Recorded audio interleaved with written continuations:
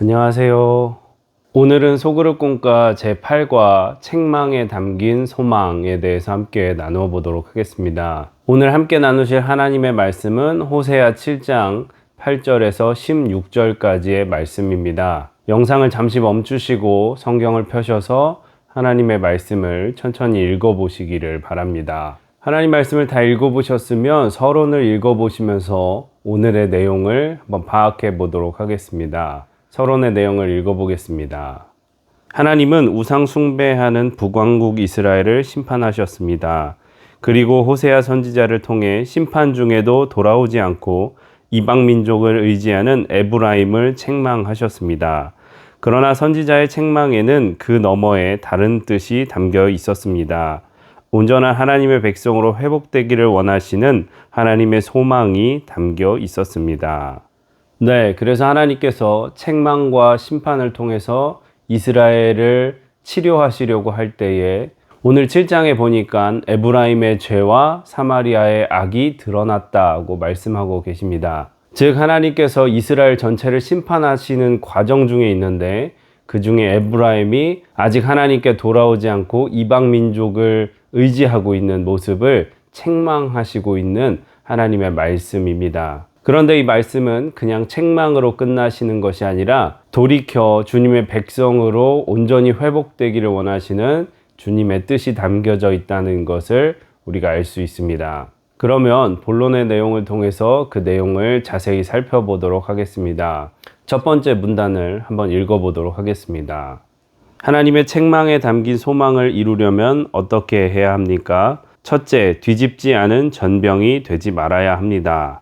호세아 선지자는 여러 민족 속에 섞여 신앙의 정체성을 잃은 에브라임을 뒤집지 않은 전병과 같다고 했습니다. 그들은 뒤집지 않고 구워서 한쪽만 익은 빵처럼 겉은 멀쩡해 보이지만 안쪽은 까맣게 타버린 상태였습니다.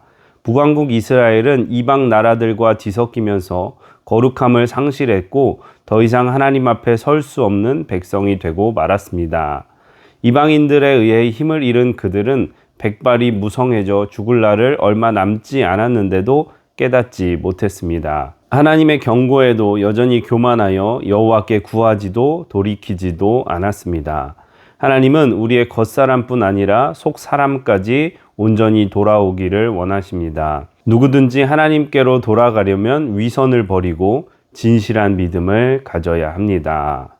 네, 그래서 하나님께서는 하나님을 떠나 돌이키지 않고 여전히 죄악과 우상 숭배로 살아가고 있는 에브라임 족속에게 뒤집지 않은 전병과 같다고 말씀하십니다.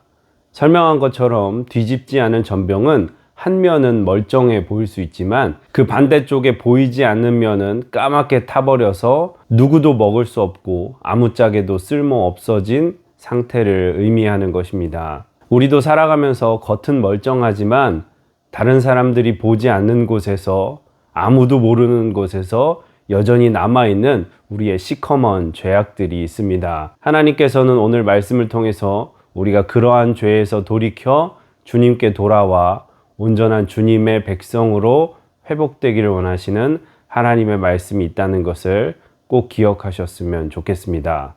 그러면 계속해서 두 번째 문단도 읽어보겠습니다. 둘째, 어리석은 비둘기가 되지 말아야 합니다. 하나님은 에브라임을 향해 어리석고 지혜 없는 비둘기와 같다고 하셨습니다. 그들은 하나님이 아닌 애굽과 아수르에게 도움을 구했습니다. 하나님은 그들이 가는 길에 그물을 던져 하늘을 나는 새들을 잡듯 떨어뜨릴 것이라고 하셨습니다. 당시 에브라임은 강대국 애굽과 아수르 사이에서 위태로운 줄타기 외교로 살 길을 찾으려 애썼습니다. 그러나 하나님을 떠나 세상을 의지하는 백성은 그물에 걸려 떨어지는 새처럼 망할 수밖에 없습니다. 하나님은 그들을 건져주려 하셨지만 그들은 겉과 속이 다른 거짓을 말했습니다. 침상에서 슬피 울며 부르짖으면서도 하나님은 찾지 않았습니다. 오히려 우상에게 곡식과 포도주를 구하며 하나님을 거역했습니다. 성도는 세상의 도움과 기대를 바라기보다 하나님께 부르짖어야 합니다. 우리의 도움은 오직 하나님께 있습니다. 네, 그래서 하나님께서는 하나님을 의지하지 않고 강대국이었던 애굽과 아수르를 의지하려고 했던 에브라임 족속에게 지혜 없는 비둘기와 같다고 말씀하셨습니다. 지혜 없는 비둘기와 같은 에브라임은 하나님의 징계 속에서도 깨닫지 못하고 심지어 하나님께서 건져주려 하셨지만 그들이 하나님을 거슬러 거짓을 말하고 성심으로 부르짖지 않았다고 책망하시고 계십니다. 우리는 살아가면서 세상에 보이는 힘에 의지할 때가 참 많이 있습니다. 어떤 사람에게 가면 무엇인가를 얻으면 혹은 무엇인가를 잘 배우면 우리가 똑똑하게 산다고 착각할 때가 있습니다. 그러나 참 지혜 있는 성도는 주님을 의지하고 주님의 말씀을 믿으며 삶에서 기도로 주님께 나아가는 사람들입니다. 우리는 에브라임처럼 세상을 의지하는 어리석음을 범하지 말고 늘 날마다 주님을 의지하여서 지혜로운 성도님들이 다 되시기를 주님의 이름으로 부탁을 드립니다. 네, 그러면 계속해서 세 번째 문단도 읽어보겠습니다. 셋째, 속이는 활이 되지 말아야 합니다. 여기에서 속이는 활은 구부러진 활을 의미합니다. 구부러진 활은 시위를 당겨도 목표물을 향해 제대로 날아가지 못합니다. 하나님은 그들의 팔을 단련시켜 힘이 있게 하셨으나 그들은 오히려 하나님을 향해 음모를 꾸몄습니다. 이스라엘은 돌아오는 것처럼 보였지만 속이는 활처럼 높으신 하나님께로 돌아오지 않았습니다.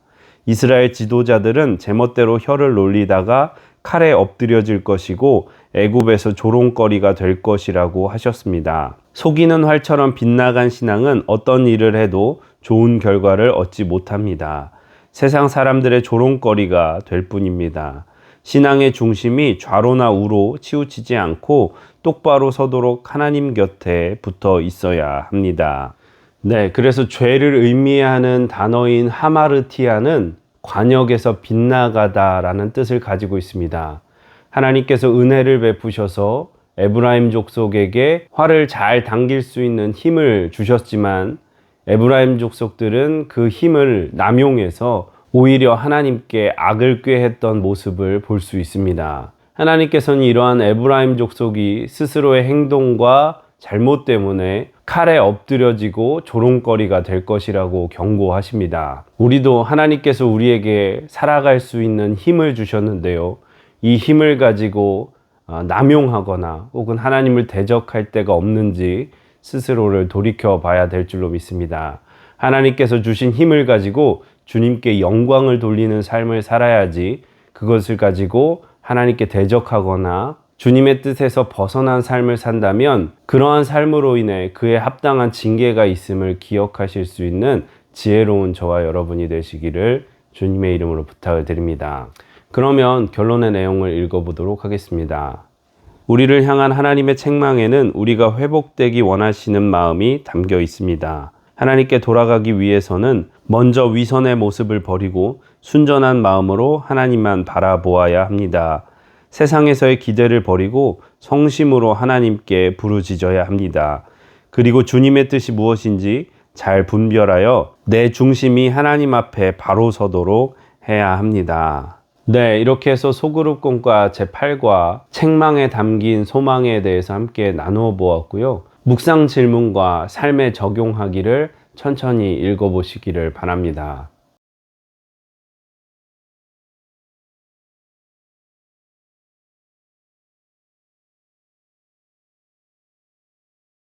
묵상 질문과 삶에 적용하기를 다 읽어보셨으면 하나님께서 오늘 주신 마음을 붙잡고 또 특별히 이 사순절 기간에 하나님께 돌이킬 것이 없는지 스스로 잘 점검해 보시고 기도하신 후에 마치시면 되겠습니다. 고생 많으셨습니다. 감사합니다.